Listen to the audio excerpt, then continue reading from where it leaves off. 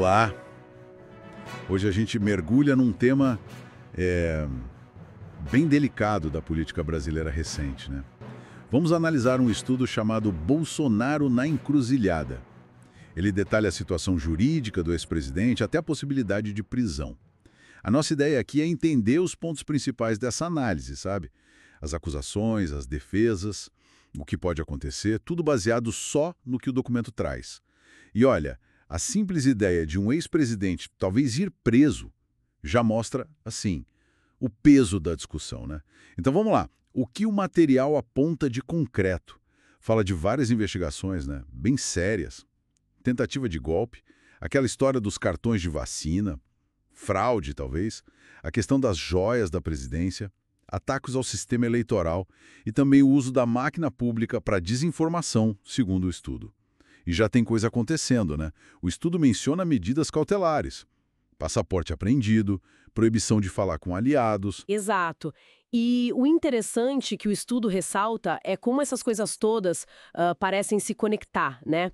A análise indica que as acusações se baseiam em leis bem específicas, tipo o artigo do Código Penal sobre tentar abolir o Estado Democrático de Direito com violência, e também a lei de organização criminosa. E usam o Código de Processo Penal para justificar as cautelas. O material diz que é por risco de fuga ou para ele não atrapalhar as investigações, sabe? A gravidade toda, segundo essa análise, está na ameaça percebida contra as instituições democráticas mesmo. Certo. E aí entra a parte que o documento destaca bem. Os dois lados, né? A acusação e a defesa. De um lado, a PGR, a Procuradoria-Geral da República. O texto diz que ela argumenta que Bolsonaro foi, assim, uma peça central numa articulação para dar um golpe e que teria tido apoio até de militares. Por isso, pedem penas bem altas, né? O estudo fala em mais de 43 anos. É isso. Sendo executado.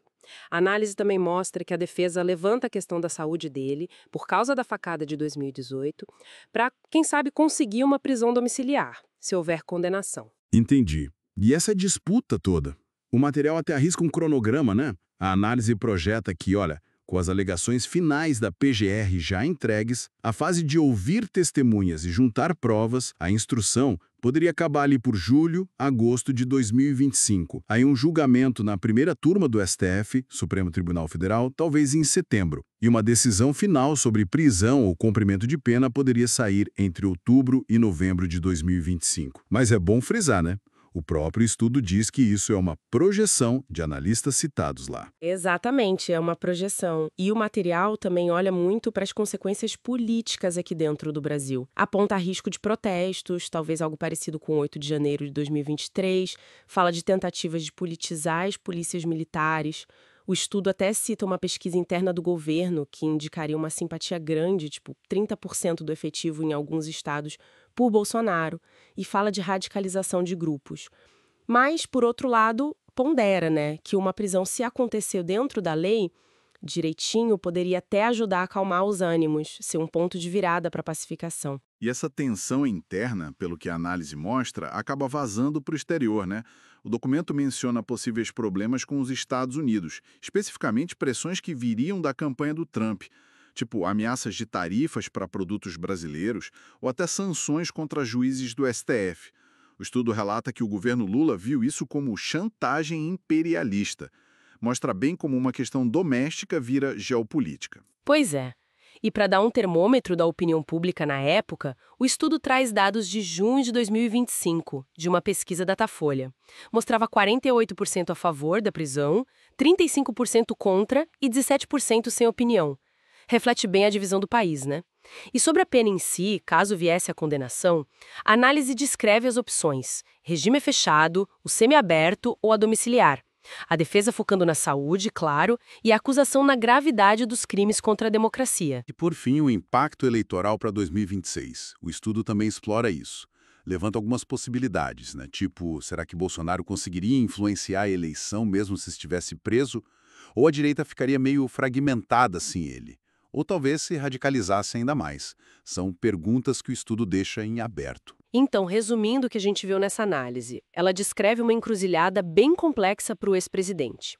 jurídica e política, com potenciais consequências grandes para a estabilidade das instituições, para a polarização social, para as relações internacionais e para o cenário eleitoral do Brasil. Tudo isso baseado estritamente nas informações que estão nesse documento, o Bolsonaro na Encruzilhada. E acho que o ponto final que o estudo levanta e que vale a pena pensar não é nem sobre o resultado final, sabe? Se vai ser condenado ou absolvido, mas sim sobre como as coisas vão ser conduzidas. O processo em si. A análise conclui que a maneira como as instituições brasileiras lidarem com essa situação toda, seja qual for o desfecho, isso vai ser um teste fundamental para a resiliência, para a maturidade da nossa democracia. Diante dessas pressões todas, o que a gestão de um caso com essa magnitude toda revela sobre a força das regras do jogo democrático aqui no Brasil. Fica aí a reflexão.